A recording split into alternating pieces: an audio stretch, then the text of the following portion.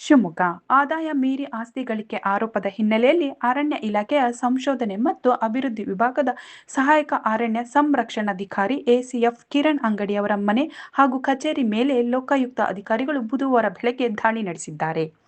ಶಿವಮೊಗ್ಗದ ಲೋಕಾಯುಕ್ತ ಪೊಲೀಸ್ ಅಧೀಕ್ಷಕರ ಮಾರ್ಗದರ್ಶನದಲ್ಲಿ ನಡೆದ ಕಾರ್ಯಾಚರಣೆಗೆ ಲೋಕಾಯುಕ್ತ ಇನ್ಸ್ಪೆಕ್ಟರ್ ರುದ್ರೇಶ್ ನೇತೃತ್ವ ವಹಿಸಿದ್ದಾರೆ. 10ಕ್ಕೂ ಹೆಚ್ಚು ಲೋಕಾಯುಕ್ತ ಅಧಿಕಾರಿಗಳು ಹಾಗೂ ಸಿಬ್ಬಂದಿ ದಾಳಿಯಲ್ಲಿ ಭಾಗವಹಿಸಿ ದಾಖಲೆಗಳ ಪರಿಶೀಲನೆ ನಡೆಸುತ್ತಿದ್ದಾರೆ.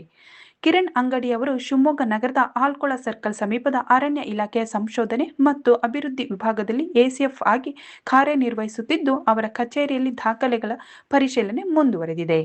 1 ವರ್ಷದ ಹಿಂದೆ ಧಾರವಾಡದಿಂದ ಶಿವಮೊಗ್ಗಕ್ಕೆ ವರ್ಗಾವಣೆಯಾಗಿದ್ದ ಕಿರಣ್ ಅಂಗಡಿ ವಿರುದ್ಧ ಆದಾಯ ಮೀರಿ ಆಸ್ತಿ ಗಳಿಕೆ ಕುರಿತು ದೂರುಗಳು ಬಂದ ಹಿನ್ನೆಲೆಯಲ್ಲಿ ಈ ದಾಳಿ ನಡೆಸಲಾಗಿದೆ ಎಂದು ಮೂಲಗಳು ತಿಳಿಸಿವೆ.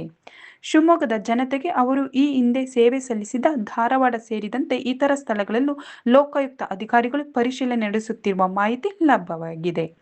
ದಾಳಿ ವೇಳೆ ಮಹತ್ವದ ದಾಖಲೆಗಳನ್ನು ಅಧಿಕಾರಿಗಳು ವಶಕ್ಕೆ ಪಡೆದು ಪರಿಶೀಲನೆ ನಡೆಸುತ್ತಿದ್ದು, ತನಿಖೆ ಮುಂದುವರೆದಿದೆ.